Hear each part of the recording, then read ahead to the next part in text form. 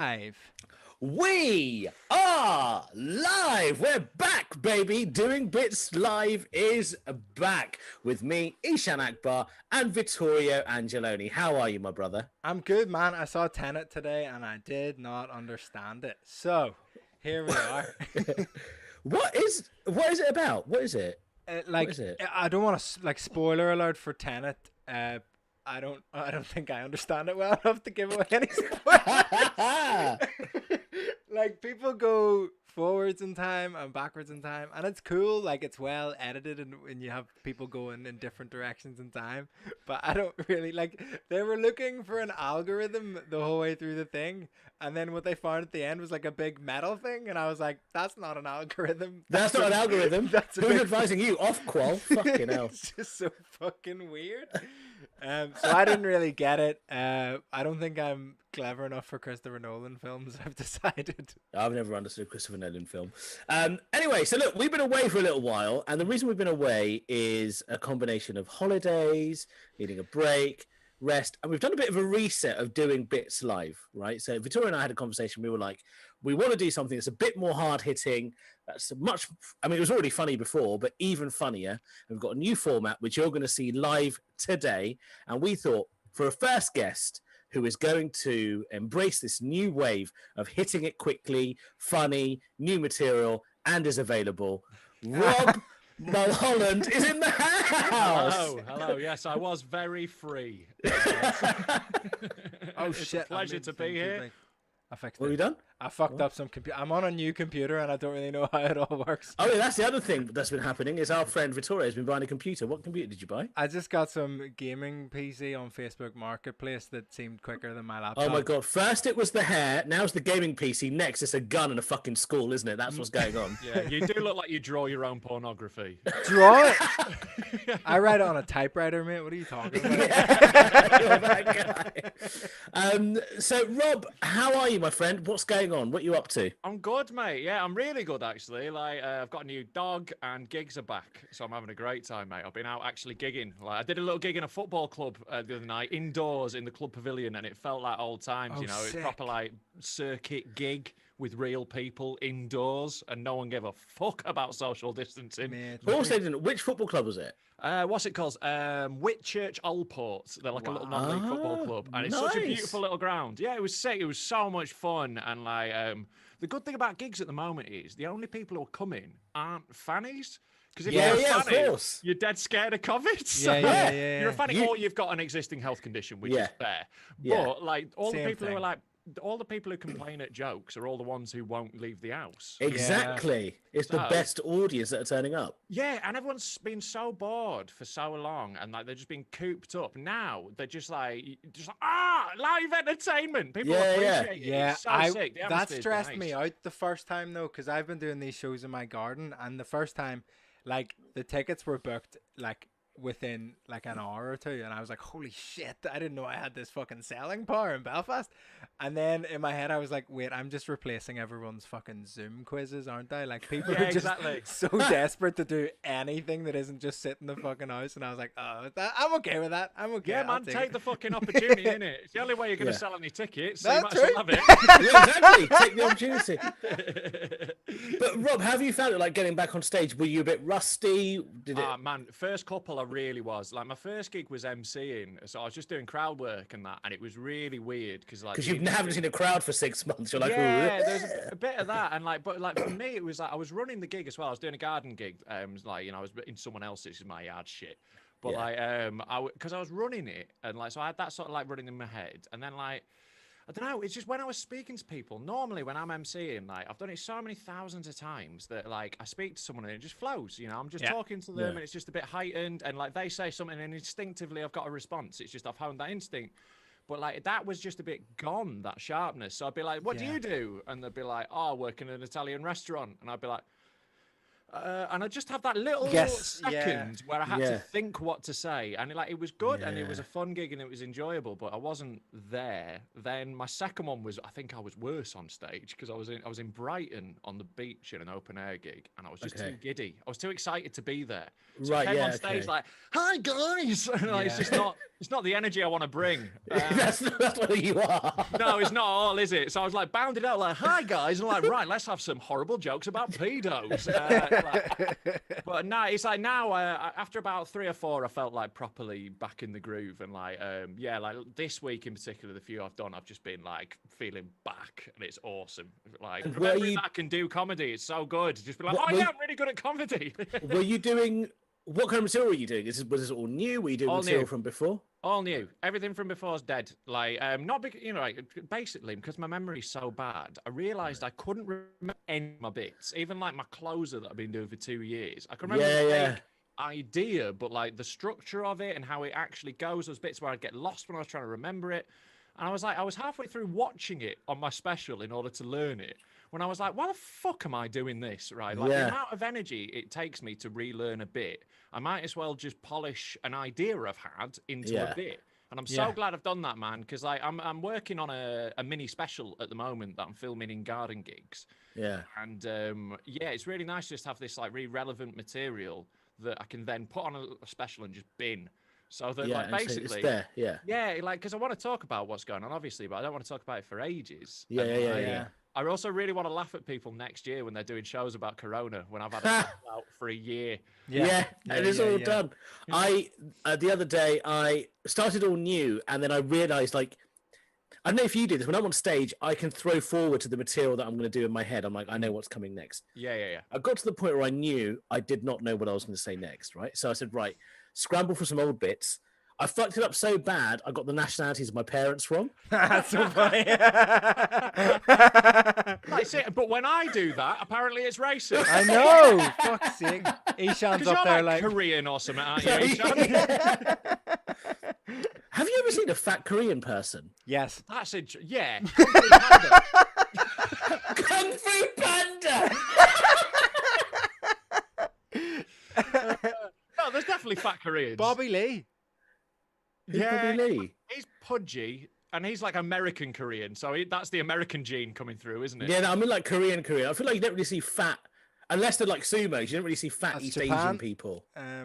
All right, you cleared it by saying East Asian. I thought. I didn't say East Asian. I didn't say East Asian. But yeah, like no, I don't mean, but that's just because like the diet's better there, isn't it? But like they're getting fatter because like more countries, you know, as things get globalized, everyone's McDonald's stands up, yeah, exactly, and like KFC rocks up in like fucking Nigeria, and everyone gets obese. You know, it's just how it goes. It's like that shit makes you fat, innit?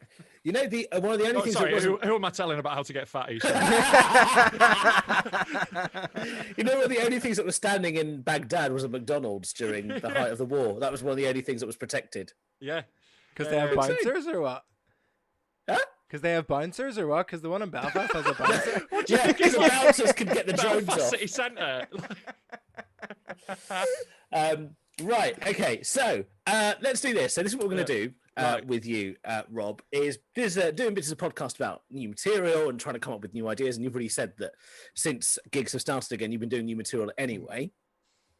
So what we want to do is try and create with us three, kind of bounce ideas off with each other and see what we can come up with. Right? Cool. And we might have to fight to the death at the end about who takes that material on stage and gets to use it. I reckon I could absolutely batter both of you. Oh, you're so wrong. You're so. There is I mean, no you chance. take Eshaan because you got the reach and he can't move. But I will literally sit on both of you. This is what are you talking about? You couldn't catch Eshaan, me.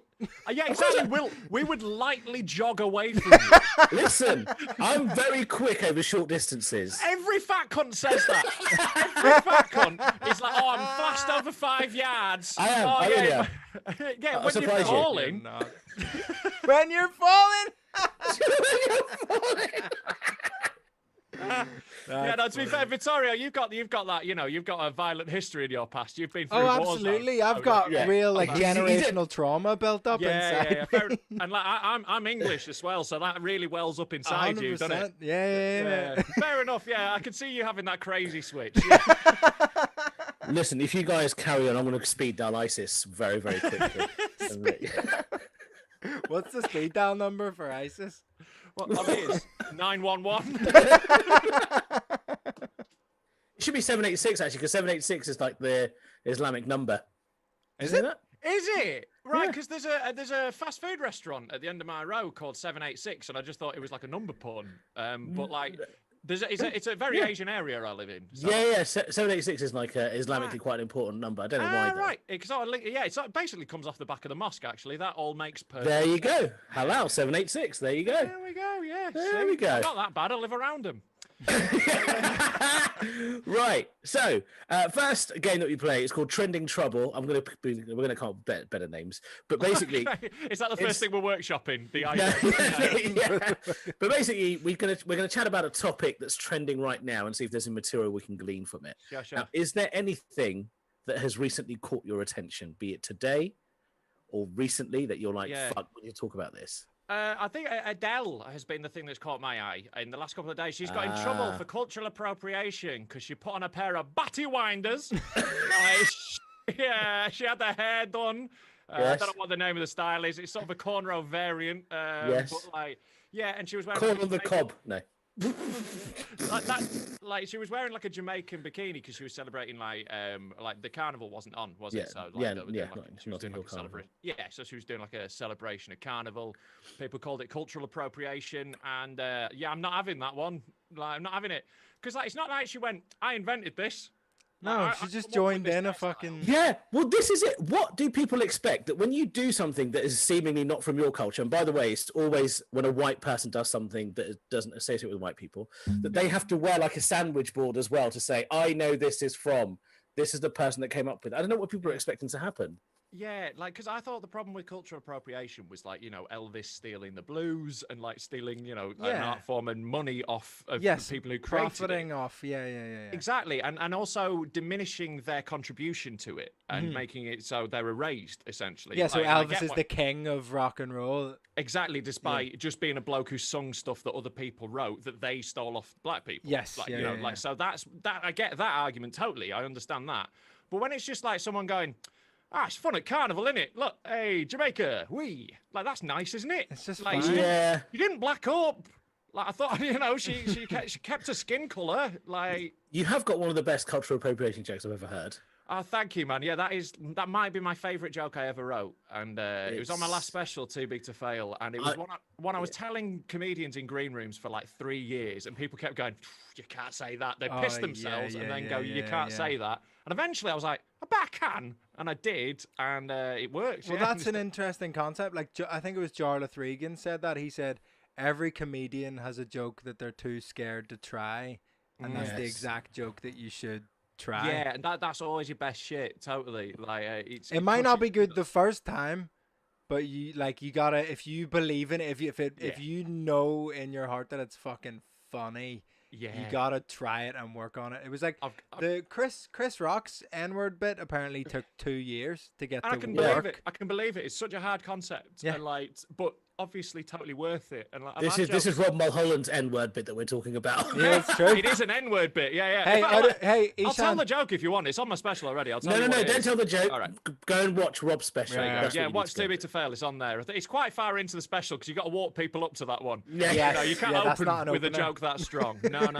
That's one's 40 minutes in. When other people are trying to make their audience cry, I'm just trying to make them maybe hate me. Well, out of the three of us, I think me and Rob have bits about the N-word. Eshaan, do you have a bit about the N-word? Yes. Oh, sick. We all have bits about the N-word. That's so good. Yeah, we're so fucking hardcore, aren't we? We just get out there dropping N-bombs everywhere. Yeah, I think it's riskier for me and Vittorio, to be honest. Yes, you are in the corridor of uncertainty. Very much so. Where people are like, maybe it's got Trinidadian background. I have seen an Asian comedian drop an N-bomb on stage and a room full of white people go, "Is that all right?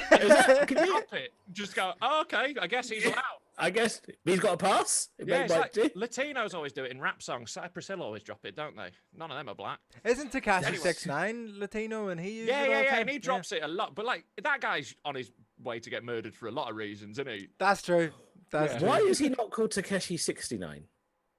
I mean, Because it's written in his name. It's like number 6 and then IX. IX. And then 9. I fucking hate numbers in words. Yeah, like Driver 3, if you remember that computer game. It's annoyed me for years. They put a 3 in the middle of it. So it's Drifter. Drifter. It's not an A. Sorry, anyway, we've got way off track here. Way off track. Right, let's go back to it. Right, so you're saying, Adele, what's the joke that you want to come out of it? That it's not... Because so far we've made a statement that, hey, it's not cultural appropriation. Yeah, like which would essentially be where I was coming from. But I think the funny thing for me, the thing that I was like, oh, that could be funny, is that I think, like, because I like doing misdirects where, like, a lot of my bits, like, it seems like I'm going to be offensive in one way, and then I'm offensive in a totally different way. Lovely stuff. So, like, with this, like, my angle would be, like, maybe I would talk seriously about cultural appropriation and then be really sexist, because my first thought on seeing that picture was, Adele looks fit. I didn't even notice that she was dressed Jamaican. I was just like, Adele looks slamming now. And it's mad as well. That shaming I might be able to do there, which is one of my go-tos in comedy. As we've established on this podcast already. But that would be my instinct if I was talking There's about something it. about, like, I think she picked one of the worst times to get super hot, because during lockdown, like, everyone got fat and unhealthy and didn't fucking move. And Adele was like, look at me! And everyone was like, fuck you. Like, absolutely fuck you to the moon and back. Like, you were supposed to be with us. I did enjoy all the betrayed fat women. Oh, yeah. Like, what? I thought you were ours. Yeah, that was one of the funniest things about it, was how betrayed fat women got about it.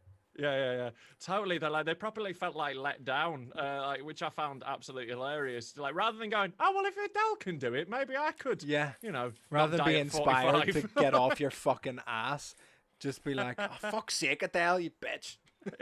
Which is funny. Like, I think that's a funny thing to be like, yeah, fuck her for that. But, I think I would, definitely try and divert into some mild misogyny. I've always wanted to... Thing is the... I've always wanted to write a bit about cultural appropriation, and I haven't got to it yet because, well, it's something I've been reflecting on a lot. For some reason, Asians aren't really involved in the conversation about a lot of this stuff, right? And maybe this is something that I wanted to write, which was that maybe we don't get involved in this stuff because we're too busy actually making money and contributing to society. But I know that comes off. Wow! That comes off. Wow! Hey, that was my initial thought. The views of Eshaan Akbar do not represent everyone else on this podcast. Jesus Christ, man! No, you can't say that. Why not? Because you're just going, yeah, they're lazy, aren't they? Basically, but that's the joke. You need to make it clearer that that's not what you believe. Yeah, but that's what I mean. That's what I want to get to. Because at the moment, it sounds like you stood on a plinth in Trafalgar Square reading through a megaphone. Next to David Icke. Yeah. You're fucking Chico behind your shoulder. We just work harder. They always do get one brown guy, don't they, at the rally, who they go like, oi, look, we're not racist, we've got one. Well, it's the same with fucking Boris. He's got the most diverse bunch of cunts I've ever seen in my entire life. It's like he's just run a Dulux colour chart through a public school, though, isn't it? It's the same voice. They've just got different faces, and like one of them might like dick, but they're still all fucking. One of them might like dick. Dick. I've only written one joke about Priti Patel, which was that I don't know why people hate her so much, because to me, as an Asian person, and to my cousin, my cousin's sister, she's an inspiration as an Asian person, because Priti Patel is the only person in the world who is so odious that you forget that she's ethnic and a woman. So you go after her because she's just a cunt. That's impressive. You just forget everything else about them. Yeah, you're not misogynistic or racist anymore. She's just a cunt. Well, that's the thing. That happens quite a lot. Like when people are talking about Arlene Foster, like I lose any sense of like not fat shaming people, not calling her a big fat tranny bitch. Like it's not. I lose any sense of fucking like what's appropriate in today and what I actually believe about those people. But I just want to hurt her. Like I want her to feel terrible, and I will, like, any collateral damage is absolutely fine with me. Yeah, like that is the thing that people sometimes don't understand about bad words. Sometimes you're just like, yeah, I know this is going to cause hurt, and I didn't want it to be like, you know, someone who's disabled or whatever, but that word is the most accurate I can use that will upset this person the most. So I'm afraid I'm calling that person a spastic. I'm sorry. I think we should start calling, like, because I have this theory of like how to be woke in not woke ways, where like you should say stuff like, "Oh, catcalling women is so gay," just because that's so funny. You know, the people that catcall women would hate to be called gay. Like, it's, do you know what I mean? But it doesn't make any fucking sense. But you just have to find what's going to annoy the fucking bigots, and therefore you have to be real fucking bigoted about it. Yeah, sometimes two wrongs do make a right, don't That's they? right. You know, on the cultural appropriation bit as well, could we, there's another thought, like, why does me sounding like this not constitute cultural appropriation? Yeah, it totally is. You totally. Rob's like, yes, you've taken that from us. Yeah, that is white culture coming out of your mouth right now. But sorry, that is not from your great granddad, is it? I think the difference is, like, no one imposed Jamaica upon Adele. Yeah, she grew up in Tottenham, so yeah. Like, Like, she grew up in Tottenham. No one from the West Indies like turned up in Tottenham like, right, we own you now. Yeah. You now work for us. We're not paying you, but yeah. I was trying to write a bit for a while where it's like, imagine, like, obviously it's terrible, but imagine how sick it would have been to be like part of the colonial British Empire, to just show up somewhere and be like, oh yeah, see all this land, that's ours now, and out of our way, savages. That's and why they, a lot of us and they would be like, but even if they were like, oh, like, even if they were like just super polite, they were just like, oh, okay, we'll go somewhere else, and they're like, no, get to work. Like, it's just like, imagine how sick that would be. Listen, it would be fun. I'm on the other side of that coin, right? Because my great grandfather was knighted for services to the empire. Now, the reason why was social work, but the actual reason was because he was a spy. He was a fucking spy.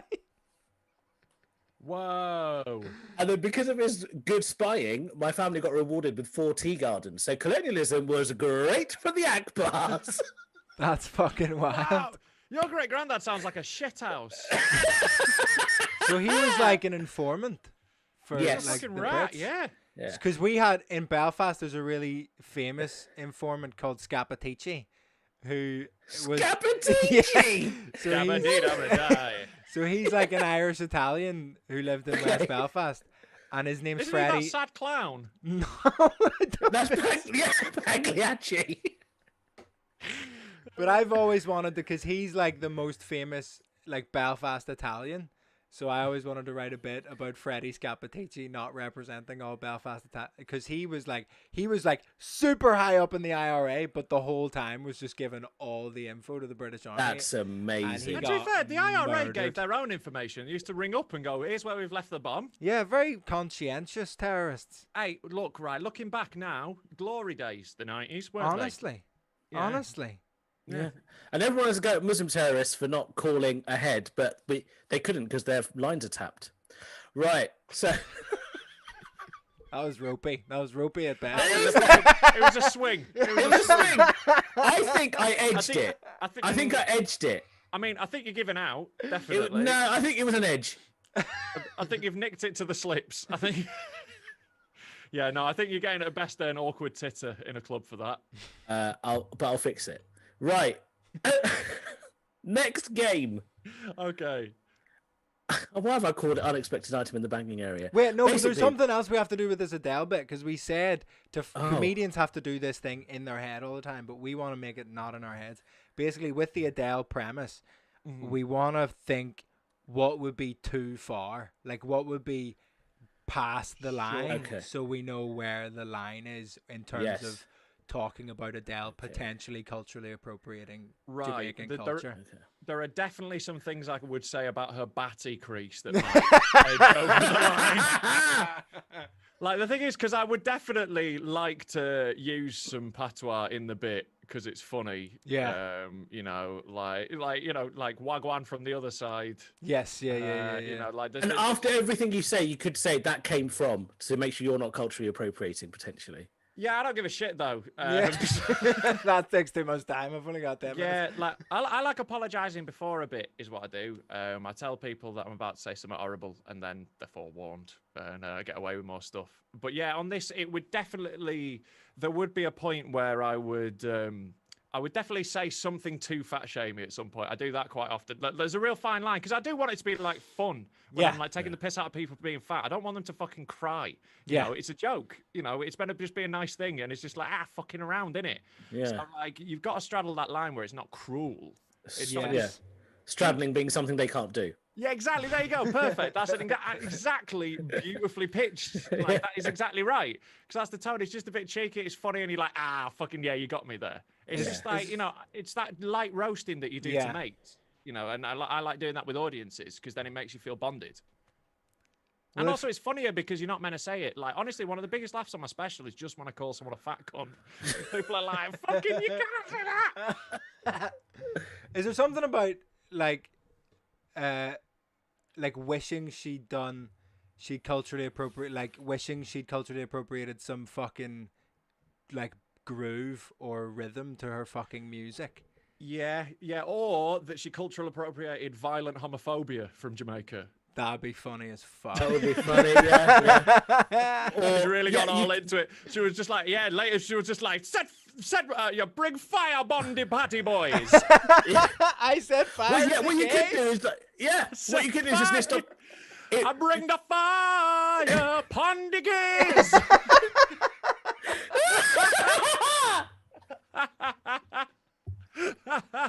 That's funny. That's funny. Always nice to get a bit of a song in or a bit of rhythm. Like, because my Nightingale has got a closer that's got a dance track in it at the moment, and it's sick. Who does? Because Dan Nightingale, the boy. My concern with the Adele stuff is, a lot of people are gonna do the puns on her current songs with like a Jamaican twist, but I think if you can add that layer of making it like fucking like an extra twist of like Jamaican it's a double pun because it's about the new thing and it's the Adele pun, but also this new element you've brought into it. That's when a pun actually gets interesting, when it can link to ideas, when it's not just here's a twist on a word, when it's when you're actually tying a joke together with a bit of wordplay, then great. But if you just I'm going to get this idea that's in my head. I'm just going to get it out, and I know it's fucked up, but whatever. Always bad news when Eshaan opens with this. So could you basically do like, it would be cultural appropriation if she did the following. Mm-hmm. And then you said at the end, it would be cultural appropriation if, for example, she slept with black men. Now, actually, it wouldn't, because black men don't sleep with black girls, do they? But no, they also wouldn't sleep with Adele because I think they mainly sleep with fat white women. That's true. That's the stereotype. That's it. It's so wild. She's simultaneously hit and missed a demographic. It is ironic that she's suddenly getting into Jamaican culture just as Jamaican men wouldn't be interested. Yeah. They missed each other on the way past. That's funny, but I think it would probably be funnier coming from a Jamaican comedian. I think it's one of those. If I tried to introduce that as an idea, people would be like, ugh. But if it was someone's own experience, that could be funny, like very funny. But I don't think it's one. It's one that I'd go, that's funny. It's not for me. Mate, yeah. See, and this is it. This is what this podcast is all about. It's like having these kind of conversations when comedians do this shit, and we're like, that is funny, but that should go to somebody else. It's a really important process to filter stuff like that, because just because it's really funny doesn't mean you should say it. And that is the main thing you should be aiming for, but it doesn't mean it's right for you, and it doesn't mean it fits who you are. I have, and that doesn't even mean it's necessarily a true opinion. It's like, cause loads of the shit I say on stage is just wild shit that I say because it's funny. It doesn't necessarily match up with my actual beliefs, but there is a coherence to what I'm saying, and it makes sense that this person on stage is saying these things. It's not like, I try not to have wild veers where it's like, well, like you like that, but you hate that. What? Trying to have some sort of consistent worldview. To be honest, most of my gags are like Muslim gags that white comedians can't do, and just pass it on to me. You must get slipped a load. Definitely. I've definitely done that with like my mates of different ethnicities. I've definitely got it for you. I have a very strange one at the minute where I have two bits that I can't do in the same set. One of them relies on the fact that I didn't know that whales were mammals, and the other one relies on the fact that I did know that whales are mammals. Yeah. And that's really fucking frustrating. I had an overlap of bits like that as well, and it was a really key point in my development. I had a bit about how it was difficult to make women come. And then I had another bit that was about how actually it's pretty simple, right, to make women come. Right. And like when I wrote the second one, I was delighted to drop the first one because I do think it's pretty easy, right? That works on everyone, right? So like I do think it's simple, and it was annoying me that I was going on stage being like, "But isn't it hard to?" Like that was a really hacky angle, and it wasn't what I think, and it's fun come from the other angle because women, you know, that is the stereotype that everyone has that men find it hard and women like that. And it's more truthful. It feels better. Like I've had that recently where I have some bits that are very new and very kind of raw and kind of clunky at the minute. I mean, all of your bits. Yeah, for sure.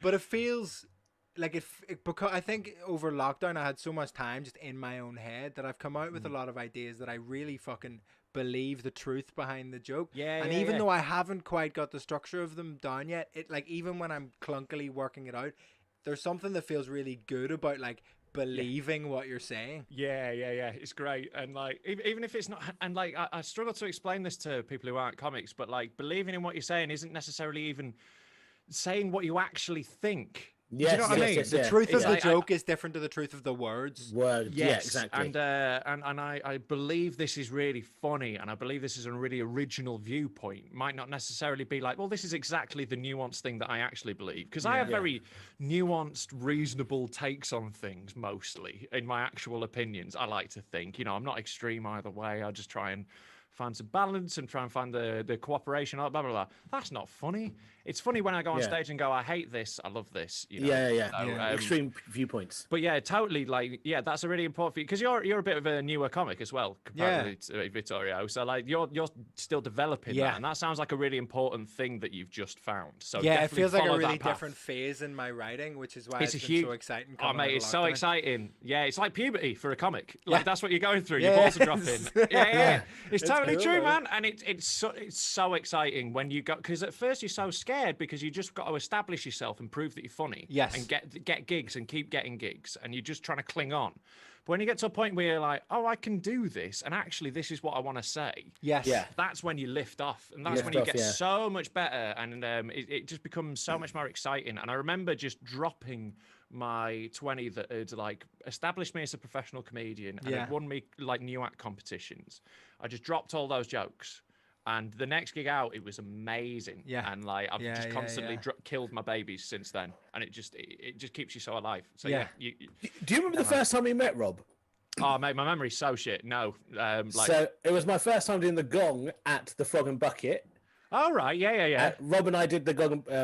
We both made the final, and they were having a clap off, and they couldn't choose between us. Shit, yeah. Do you remember? Yeah. And then the owner was like, I know, Rob, he wins. I was like, okay. And I was like, I'm just driven from London for this, for fuck's sake. Yeah, that's the Beat the Frog World Series trophy. So, won the whole thing. So, did. Brought it home. Brought that baby home. So, yeah, fuck off, you London cunt.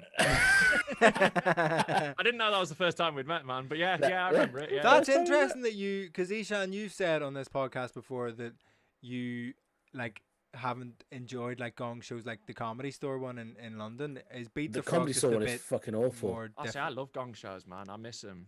It wasn't good for me. Like I didn't know what I was doing. The first one I had Darius Davis and Leo Kurz heckling me without me knowing. Right. That's tough. When comics are in the crowd, it's impossible because they're gonna win. Yeah. And I was 3 or 4 months in. I didn't have a fucking clue what was going on. Brutal. I wore red trousers. I mean, that's a bad move. Fucking hell! Don't make yourself look a dickhead. Don't make yourself look like anything for a gong show. Just plain clothes that don't say anything. You need to get the first sentence out. If you can land your first sentence, you're all right. But you've got to get to there. If you look a cunt before you've even picked up the mic, you're fucked. I remember the first time before I started comedy, I went to see King Gong at the Comedy Store in London, and a guy, this big black guy with dreadlocks in a gi. Was it Adele? He did. He did a forward roll onto the stage, and then stood up and What? said, "How's it going?" in a Belfast accent, and then got 3 red cards. And Mate, so I never did London actually because I won it in Manchester and then like I just never got onto the London one because it couldn't be asked. You know, it's a long way. yeah.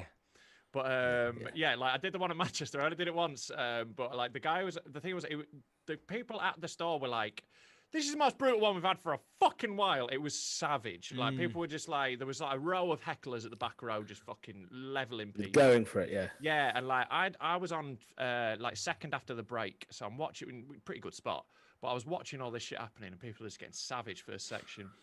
We go up, we have the break. I'm shitting myself. Like I'm not normally nervy for gigs. Even back then, I wasn't that nervous. But this one, I'm like.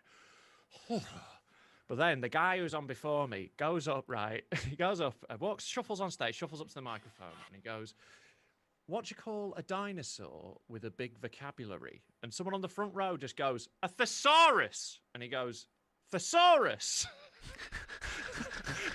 3 red cards. Oh my god! Immediately, and then like I was laughing so hard that I was still laughing when they called my name. Yes. Because it's the funniest thing I've ever seen. That's ideal. I was still, when I was walking on stage, I was still chuckling. So I came on with a relaxed energy and like hit my first joke. And then after there'd been so many shit people on, that's the thing with King Gong. Once you have so much them, shit people, if you get them, they're like, "Oh fuck, this is the good." they gun." love it. And, like, They get behind you and just in They're the same grateful for the way. jokes. best gig I've ever had because like the first line landed and they're like, finally. Yeah. They're enjoying savaging people, but also they're like, if someone's good, It's brilliant. actually like it's actually a great, like you can get loads of applause breaks because they're so fucking relieved to hear an actually fucking well structured joke that they're like, "Oh my god, we love this guy." And you actually end up doing fewer jokes, so they're just clapping and cheering all the time. Yeah, it was great, and like loved it, and like beat the frog though. I came second 8 times, I think, before I won Oh, it. And brutal. then I won the World Series. The Eshaan Akbar year. The Eshaan Akbar one, finally. Beat that cunt, and then, but yeah, you know, I've known Eshaan since I was a proper open spot, so you know, we go fucking way back. Yeah, man. Fucking hell. How Mad, lovely. innit? Yeah, started from the bottom, now we're here on your Zoom podcast. Yes. The only way is up, my friend. The only way is up. Right. Shall we do unexpected item in the bagging area? Yeah, that sounds good. Sure. Right. This is where basically you can choose a topic, or we choose a random topic from our random word generator. Sure. Just see what we come up with and what we say. So All it's right, up to you. go for it, man. Do you want to go home or do you want to go away? Home is you choose a topic. Away is we give you one. No, let's go away, man. Let's see what happens. Let's fucking roll the dice. I've Right. already had my ideas. Let's have somebody else. Right. Let's see. Vittorio. Let's see. gonna- I'm just gonna generate 3 random words and we'll pick one. Cool. That's how Bowling for Soup came up with their band name. Sick. Genuinely true. Genuinely That's true. good. Yeah, of course it is. It Are they worked out good? Are they brilliantly. good? Because what I hear a lot is fat. really good. Are Oh, they? that's something. Look at me interested. Oh, it's like when black kids saw Black Panther in it. Finally, Ishan's represented in a I'm band. seen. Finally, I'm seen, even though everyone can see me anyway. Fuck's sake. I am trying to write a bit about how I need an Irish superhero to represent me, and what would it be called? Very White Jerry Panther. Adams. No. We've got Very White Panther or the Celtic Tiger. We've got 3 words here. We've got note, figure, or pay. Hey. Yeah, like we're gonna have to get that one written down rather than have Vittorio read that one out. You took about 4 extra fucking syllables into that. Note, Hey. like note, like a £5 note. No, Like no. I love that. Sorry, can I just quickly say, once I was giving my telephone number to my bank, and this fucking, I'm going to say it, this fucking Indian cunt was not understanding what I was saying, right? So I was going 07. Is that what? I'm like, 07, what? And I had So to mad say- Paul Chowdhury was working in a bank. Yeah. I said 7, like the dwarves. You got a new phonetic alphabet for numbers. Like dwarves? What is this 6, dwarves? like Takeshi 6 9, yeah. 5, like 9, 5 gold like- rings. Yeah, 9 like 999. 2, like 2 become 1. 1. Yeah. Okay. So There we go. There's a phonetic alphabet for numbers. Yeah. I think I need That's to a do bit, something Eshaan. like that. Tell that story and like do a little bit about the phonetic alphabet for numbers. There you go. Yeah, I might have to do that. It's quite It's funny. very funny Make a note because of you that. can get away with a lot of stuff of being so irate at this guy. Exactly. You being angry at an Indian guy in a call centre is hilarious. That's really funny. And racists will love it because they're like, finally, right? Finally, someone can someone's say it. speaking our truth. Yeah. But no, like genuinely, that's really funny. It's a And really like, good idea. here's a thing that I want to know. Right, this is totally off topic. Right, I want to know if this is too far. Right, at some point, if you're like describing someone on a call center, and you're like, if I was like, look, I'm not going to do their accent, but you know what it was. Yeah. Is that too far? No, it isn't. But the thing is you've got. I'd have to propagate it better though. I'd have to practice It's the more. movement. I think it's more Yeah. at the top. I Yeah. haven't practiced it. You know, this is my first time doing the movement. I've practiced. There that it a is, lot 'cause obviously it's the well fucking practiced. wild. You look like a sunflower in someone's fucking dashboard, Eshaan. It's like it's so weird. I remember the fucking. I told this story like once on stage, but I've been meaning to do it more. I've never talked about the time I spent. I spent a month in India, and that when I showed up, first of all, in the taxi from the airport, I lost my phone, and then got it back in Mumbai. How the fuck? Wow. but I arrived. Yeah, mental, right? I had like Yeah, there's a story in this, man. Yeah, there's definitely like. it's fucking yeah. crazy. Like I was just in the taxi. Oh, I also caused an evacuation of Mumbai airport. Basically, I had like a Mate, mandolin. this is a fucking show. Like, It's- Yeah, like shows my have way joke to fuck- flimsier stories. Like way flimsier. But it's like I had a mandolin with me for like because I was Fucking doing. hell, how have you not done? You should have been mate, nominated by now. What was the name of that fucking Irish Italian guy? You Captain Spinanucci. Yeah. Yeah, that's Benucci. What was it? Captain Spinanucci's mandolin, yeah. Scapitici. Spinanucci, same shit, innit? You know, it's one of your fucking names. Yeah. So I rocked up to this fucking airport, and then like it's so stressful. Just arrived in India. It's like 6 of us, and we're going to do these like shows and workshops in like slums and schools and orphanages, and we're like so excited, but also shitting ourselves. We're like, what the fuck's going on? It's like 90%. Oh, I thought you were saying shitting yourself because you're in India. Well, partly. It was 90% humidity or something, and we came out and it was like, oh. And I basically just left my mandolin and then like left the airport and took the rest of my bags, and we got out to the front to where like the taxis were, and I was like, oh shit, my mandolin. And then I turned to go back inside, and a guy with an AK-47 went, where are you going? And I was like, oh, I left my bag inside. And he went, is it a guitar? And I was like, no. Well, no. But like kind of. And he was like, follow me. So I was flanked by 2 guys with AK-47s into an empty terminal. Like no people there in the whole airport. And I was like, oh, I fucked up so bad here. Oh shit. I go and like spot it, and I'm like, yeah, there it is. And then I go to pick it up, and then they're like, no, and like point the guns at me. And I was like, oh shit. And they were like, open it slowly. And I was just had to really slowly open this mandolin case and be like, it's a mandolin. And then they were like, off you go. And then they like Did let you? out, Oh, they let Is this everyone how back much into the airport. I wish you had to play a tune to prove that it was a mandolin. I That's would happened want to my know what that friends tune before was. with instruments. My mate with a flute, I had to play something. He played Flight of the Bumblebee, and they were like, "Oh my god, that was so sick!"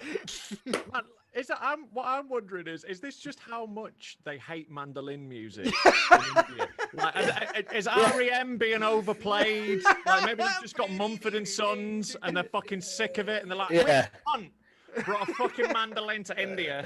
A fucking controlled explosion of a mandolin. Yeah, that is so funny. You have to write this down. That is fucking. Yeah, Yeah, that is it's funny, one man. of That them story's stories. got it's like the thing is like a great story like is really easy to write jokes around. Yes. Like you know Yeah. because like if it's a genuinely interesting story that keeps you gripped, there's hooks and there's twists and turns, and that's a really funny moment. Like you acting out opening that case will be really funny. Yeah. Because like people will be invested in that story. The stakes are really high. Yes, yeah. So and you fucked up by being So an idiot, badly. which is important. Yeah. Yeah. Like that's a stand-up story. Just Yes. tell that. Just And tell then it. work and then And keep building it. And keep building it. I don't know about you guys. When I'm telling stories on stage, which I do, like I do sometimes, and like I've done a show which was like a 40-minute story in the middle of it. for me, what I do is I just tell the story because you've told it to mates, haven't you? So Yes. you've already got that rhythm to it. You know how to tell the story. So just do that and then go through and find the junctures where you might be able to get an extra joke in. Like if you move to a new area, like if the scene changes, you're in a new place, you can do jokes about the place you're in. Yeah. You know, like when the show I did a couple of years ago was looking back about my alcohol problem, but it was mainly the story of like one night out and like it going wrong. So like, for example, like when I got in a limousine, there's jokes I can do about the limousine and where I am. When I get into the strip club, there's jokes I can do about the strip club. Then, you know, like it's just stuff like that. And like finding those little bits and then you make it stand up. And then that'll fucking fly though, man. That's a really funny story. Yeah. That'll be good shit. Should I try and pronounce these words again? Yeah. Oh yeah, shit, yeah. Sorry, like I've got miles away from the point. Yeah. Note, like £5 note. Yes. Figure, like I don't fucking know. Like you can't figure out a word to say. Yeah, exactly. Yeah. Okay. And then Well, pay. note and figure and pay. Pay, like pay the piper. All right, well, those are all linked, aren't they? Because there's a figure, like an amount of money. There's note, which is money. And then there's pay, which is, you know, what no one does to you, Vittorio. Now we're cooking. But yeah, all right. So like money stuff, like money's funny because it causes problems. You know, there's stakes with money. Like I don't know. It'd be good if we could write some jokes about money, and maybe we could get some like fucking bank adverts like Adam Rowe. It's yeah, I know. It's you have to write about what you know. About that is the bank Nationwide did not contact me, and I'm the only former banker on the fucking circuit. No, you're not. Yeah, no, there's just a few pretending. There's a few that I bet there's a few people pretending to be working class who are former bankers knocking about. Who else is a banker that you know of? Well, that's it. Keep it fucking secret. My mate Robbie works in Citibank. Is he a comedian? Yeah. There you go. Robbie Get him who? on an advert. Exactly. I don't know. Like, there's got to be some stuff about money. Like, I don't know. Like, yeah, like, you know, I've always been in debt and with bailiffs, and like, I think it's quite funny, like the ways you avoid them. I think that. Oh, have you had actual run-ins with actual? Because I met a bailiff at a gig once, but he was like a bailiff for like the fucking government or something, and I was like, he was a really fucking scary dude who heckled a lot, but I couldn't really say anything to him. Oh, like I've definitely done crowd work with bailiffs before, and I've fucking gone to town on them. Like, they're fucking awful vultures. I fucking hate them. Yeah. And like, I've dealt with them genuinely loads in my life. So like, that's wild. They're hard. I had a run-in with a bailiff. I'll never forget it. New Year's Day, 2008. Right. So, sorry, 2nd of January 2008. It was my first day going to work. I opened the door, and this cunt has driven onto. He's on my drive. Like, he's parked right in front of my door, and he goes, "Mr. Patel, I'm here to conclude the matter." And I'm like, it's a bad start, isn't it? yeah. And I'm like, I'm not Mr. Patel, because the previous owners of my house was a Mr. Patel. Yeah. Did he then go, I don't, you do look he did. like Mr. Patel. He did. This is the thing. I said, I'm not Mr. Patel. And he goes, you can't pull that one on me. I'm like, Come on, mate. Come on, what mate. do you mean? I've seen you before. He goes, You look the same to me. he goes, you're obviously Mr. Patel. I'm like, no, I'm not obviously Mr. Patel. I'm Mr. Akbar, all right? So he's like, okay, show me your driving license. So I showed him my driving license, and he goes, then he said, I mean, can you blame me for thinking of Mr. Patel? Yes, I fucking can. Yes, I can, dickhead. There's fucking loads. That's so funny. You can definitely do a Dev Patel joke. Definitely do a Dev Patel joke in that. Yeah. Like in the middle of it, he just goes, but also congratulations for Slumdog Millionaire. Yeah. I really loved you on the MASH report. Yeah. Awesome. I love the traveller series you do with your mum. Yeah, all that kind of stuff. You go, I'm Eshaan Akbar, I'm a comedian. You can Google me. You go, that's where I've seen you, the MASH report. Yes, that's so funny. That's Yeah. Just have him constantly confusing you for different Asians. Yeah, that's hilarious. That is also what you've just said there. This was a gig in fucking. I need to know the place. Gravesend. All right, yeah. There's God. already some real I've context. done one to it. gig Right. in Gravesend, and it Mate, was fucking. so There's a reason it's Gravesend. called that, isn't it? Yeah. Exactly. Oh my God. Yes, where comedians go to fucking die. Ironically, that's where Brexit was born. So I do a bit about not looking like not being Ramesh Ranganathan, right?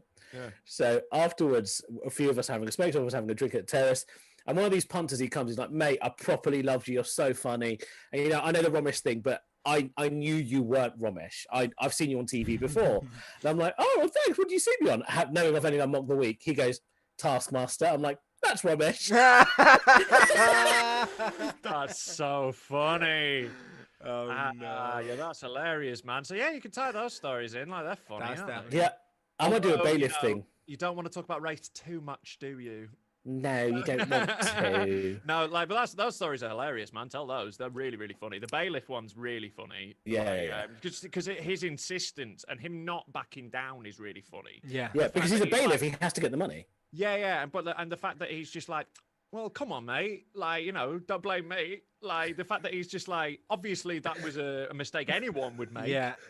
Is there an Anyone example? would go, well, you're obviously Mr. Patel because, come on. Is there anything you could do where like you flip it at the end, where like a different time you've like said yes, as in like for being mistaken for someone to get out of something else? Or on the flip thing, like you later see a guy who you think's the bailiff, or the other way around, something like that. You think you've recognised the bailiff, Yeah. and you get it wrong. There's definitely like another flip to tie it up would be a nice thing. On Yeah, that. okay. And that's yeah. when you can veer into fiction, innit? Like I don't know about Yeah. you guys. Do you feel a responsibility to tell the truth on stage? Nope. Up to a point. Up to a point. Yeah. I'm the same. Like I will, you know, there will be an essential truth to something, but if I have to engineer a more satisfying ending, I'll do that. You know, like I'll tweak stuff to make it more funny. But That's literally our job, though. Like exactly. So like, I definitely like play with the truth. I do it less than I used to. I used to like my show. Popular comedian Rob Mulholland is full of lies. The story in the middle is totally true of the night out, and I think I kind of want to. That story's so good. I kind of want to do that as its own thing at some point and just take it out of that show because it's a bit cluttered. But yeah, like I now like, you know, my stories are closer to true. Like I'm telling the story at the moment, like on stage, that I'm fucking loving. This will be on my next special about my grandma taking me swimming and me having to pretend to be disabled so we could park in a disabled spot. And like it's a fairly common thing, which is quite funny. Like people relate to it. People's Oh yeah, I've disability done did that. you choose? I have a mate who's blind in one eye, and we were going to a KFC, and my mate was like, "Here, Stevie, do a limp." Yeah, well, this is it. This is it. Like in the story, she tells me to do a limp and a claw. And a claw. And a claw. And like, so there's a whole thing of it. So like, you know, it's already like a fucking 7-minute story. I'm loving telling it because what's really funny with it is I'm not impersonating someone who's disabled at any point. I'm impersonating an 8-year-old me's impression of a disabled Yes. person. Yeah. You know, and like, you know, obviously it's stupid and wrong, and I build that up, and like, but like, what's really, it's one of those where it's like, you know, I'm doing something you shouldn't really do, but there's justification for it, so it becomes a really cathartic, fun thing. Yes. Yeah. Yeah. That is very funny. It's fun. Like It that. is, I'm really enjoying it. Like, there is a really strong act out in the middle of it. But that's the fun. Like I've written some bits like that where I think of something and I try and find the thing that you're not allowed to say or not allowed to do, and then just build a bit around finding a way that you're allowed justify to it. say it. Yeah, that's really funny. And like, the problem is with like, you know, I think there is essentially like two types of people who think like jokes are about a thing and have an inherent truth, or people who just think jokes are fun. And like, we can't really understand each other. And that's the problem. We're arguing from different places. And we're obviously all the ones where we all think just jokes are fun and who gives a fuck. Yeah. So, you know, with that sort of stuff, it becomes... That's it. I've lost my train of thought because I was excited. I was making a good point. What were we talking But about? also, we're talking about the truth thing because we've said this before. The more established you become, your audiences are more interested in your truth, actually. So if you're interesting, you can hold a room for an hour and a half. You don't necessarily always have to be like Chappelle. And you can express your truth funnier and in a better way. And sometimes it's about like that's what we were saying about like the truth of the joke versus the truth of the words. Like those, like that thing about you acting that out and like saying the wrong thing but finding a way to get away with it. The truth of that joke is context is really fucking important. That's it. I've just remembered what my point was with that. Is like, for us people who just think jokes are fun, like sometimes it's really like the funniest thing sometimes is just to say the thing you're definitely not meant to say, that you definitely don't believe. And it's like a way of bonding and trusting. And Eshaan does it to me all the time. Like Eshaan makes me laugh so hard by just saying the most awful shit out of nowhere. Like he'll just say something horrendously racist to me. And like it'll crack me every time because you don't expect it. Like that's what comedy is. And obviously I know who Eshaan is and I know he's a lovely dude, and we all it's an inherent thing, those kind of jokes where you're saying, hey, I know we all don't believe this. Exactly. It's absurd. And I think I like anything I do with my friends, I try and extend out to an audience, and I try and offer them the like respect of believing they're intelligent enough and good enough to trust in this joke with me. If I feel like I've bonded with them like that, then it means you can push things in that direction, and then it's a great, lovely, uplifting, bonding thing. And it's people aren't that dumb. They understand what a joke is. You know, somebody wrote a fucking article about this. Oh no. It was Pope Lonergan has it in his new book. It was a conversation he had with Alfie Brown about and Alfie's brilliant as well. The reason we say horrible things in front of our friends is because it's like being vulnerable and like exposing yourself to potentially like there's a shared agreement that we know we don't believe this, but we're saying it and we trust each other to not pull it and take it out of context. And it creates a real proper connection with people. Yeah, exactly. And you can do that with an audience. Obviously, you can't do it straight away like I will with a friend, but you haven't done it straight away with a friend. You've built up that rapport over a long time. So with an audience, you can do that. That's why that cultural appropriation joke is late into the show. Is because I've built that trust with them. I've got a bond that I keep going, oh, you think I'm going to say this, then it's this. And it works out nice every time. And they know that I play with stuff and I dance on the line, but I'm not being horrible. And they understand that. They understand what the game is. And I know that they understand that. We're all intelligent. We're all communicating as we're doing stand-up. And I think like the people who are like, all jokes, that's bad. Your joke's about diabetes and that's serious because people have that and it's bad. And like, yes, I agree it's bad. Yeah, I know. Yeah, that's why I'm joking about it, because it makes me sad. Well, I've spoken on this podcast before. There was a guy who messaged me a while back. I did like a rant on my own podcast, my solo podcast, about like this idea of punching up and punching down, and a joke I was telling, and like somebody had got annoyed at a joke I made, like that was about gay people, and this guy messaged me like, thank you for making that rant, because I'm gay and I've had death threats for being gay, and if you think that a joke is going to affect me in any fucking way at all and that I can't take a joke, you're sadly fucking mistaken. Yeah. Disabled people are like exactly like that. Like I do rallies for like disabled bikers groups quite often because they're the most fucking fun gigs going. Because there's a woman there who's born with no arms and legs. And like, do you think she gives a fuck about a joke? Yeah, like she is the best. I stayed and got pissed with her all night. We had a right laugh. Mate, like she is brutal. There was a fucking unbelievable. It's patronising to not joke, isn't it? Exactly. It's dehumanising to almost to not joke about You're people. excluding those people by not including them in the exactly. What I love to do with all of my friends is make jokes. So if you don't make jokes with those people, you're saying like, oh, you're not really my friend. In my first show. In my first show, I said that very thing, but I used to do the setup where I was like, if you're good friends with people, you will take the piss out of their difference. That is what unites you. You celebrate the difference. And then I'd always pick a middle-class white woman, this is in Edinburgh, middle-class white woman, and say, now call me a packy. The whole bunch of like, that's so funny. That's so funny. Did anyone ever do it? One guy did it. But no, none of the women ever did it. That's really Have fun. You seen Tucson Douglas before? I've seen his videos. He has a funny. He has a bit, and I don't think you'll mind. It's quite a short bit, and I think he's got it online somewhere where he goes like, oh, sweet or savory to like an audience member, and they're like, oh, sweet, and he's like, cool, me too, and he's like, cats or dogs, and they're like, cats, and he's like, cool, me too, and he goes, cool, one more. Black people or white people? I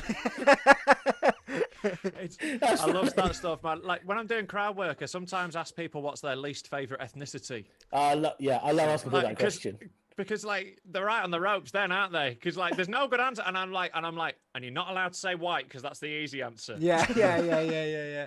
Well, I had one. like just asking the inappropriate question that's in everyone's head. Like I was Exactly. emceeing my garden show, and this woman, I was like, "Oh, what do you do?" And she was like, "Oh, I'm a doctor," and I was like, "Well, how many COVID cases have you seen?"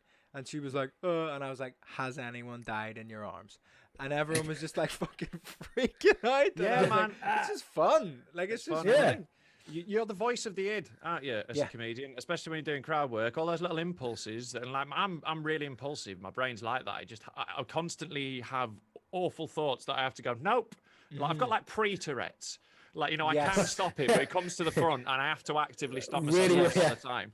So when I'm emceeing, I just let it go because everyone has those thoughts, but we all squash them down. Yeah. Like they're all there. So like when you say it, everyone's like fuck because it's like all of us linking together, isn't it? Like It's almost that super woke thing where people are like, you have to like address your internalized racism, or like your internalized this, your internalized that. It's like we all think like horrible things sometimes, and it's cathartic for people to hear someone openly be like, don't worry, it's okay. Don't worry about like it. we Yeah. all think awful shit, and that's okay.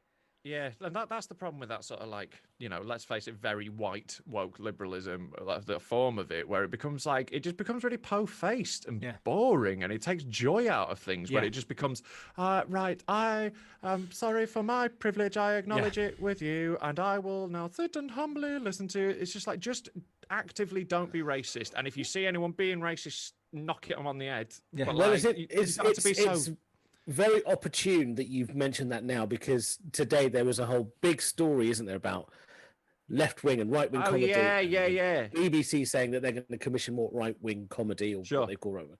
What did you make of that, based on what you've just said now? Well, I just didn't give a fuck about that story because who gives a shit who's on panel shows? Like, sorry, Eshaan, I know you're on them, but like, it's like it doesn't matter to me. It's just like I'm so divorced from that, and like I like that area of comedy. It feels like to me, so I just don't really worry about it. It doesn't matter to me who's on the BBC. I'm doing my own thing. And like, people can be successful at the BBC and that's cool for them, but that's nothing to do with me. I don't know. The problem with panel shows isn't like that people are too left wing or too right wing. It's the problem that they don't let anyone say anything funny for fear of upsetting people. Yeah. And there was this, when I did QI, Clang. there was this moment where Katie I'm Brand... so glad you know what clang is. I thought that was just a music thing. What? No. Like It's huge in classical music. Anytime anyone says anything they've done, everyone in the room like drops a pencil or says, Oh, no. It's wonderful. Thank you, guys.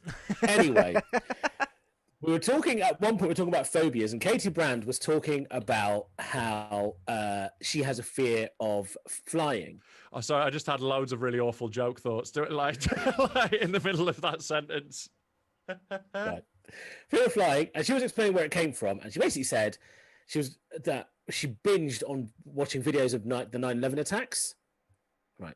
So she was like, she binged on it, and it got into her head, blah, blah, and she spent a good 5 minutes. And all I did was I went, I'm really sorry about that. No, right? that's funny. That's so funny. And everybody laughed.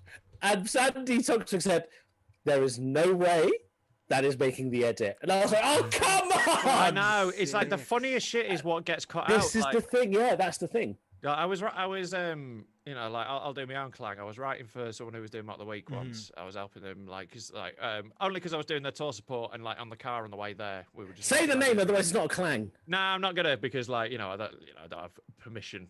Yes, yeah. I'm sure they'll be fine with it, to be honest. But I just won't for whoever. But it doesn't matter who it is. But it's again, you fucking sorry, I'm really high now. I've just.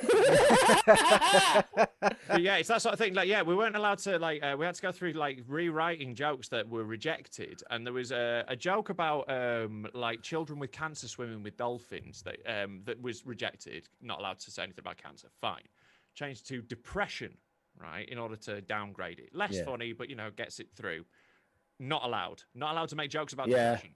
So it's when you're that hamstrung, like, and you just can't riff, and like the things that like fly out that are really funny, they just go. Those gut punches aren't there, which is why they're getting killed by the internet.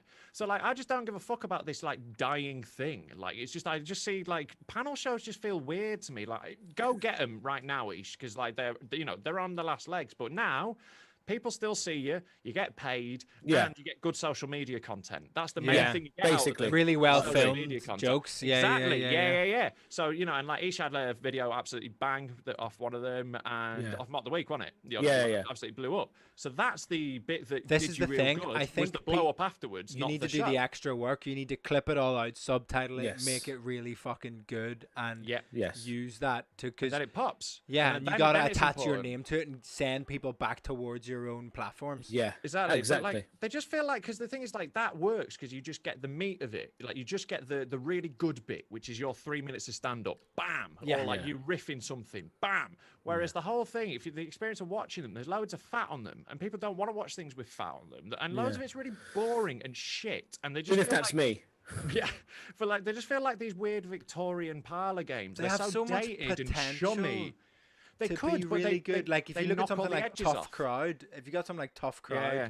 from back in the day, like watching How clips of buzz that, you're cocks like, used to be. Yeah. Yes. Yeah. You know, when they didn't go a fuck about upsetting people, it was funny when they just bring someone on from a shit band and cunt them off. It was hilarious. Yeah. You know, but like now, obviously, you'd be damaging that person's mental health, so you wouldn't be allowed to do it. Yeah. Like this is what. Right, there was one time I worked with the BBC on something, and this is why I'm just not bothered about it. Like, it's not like I'm like fuck those guys. It's like it's just not for me. Yeah. Like, because they bought the rights to comedians' rap battles at the Edinburgh Festival. Oh yeah, I know this. Yeah. Right.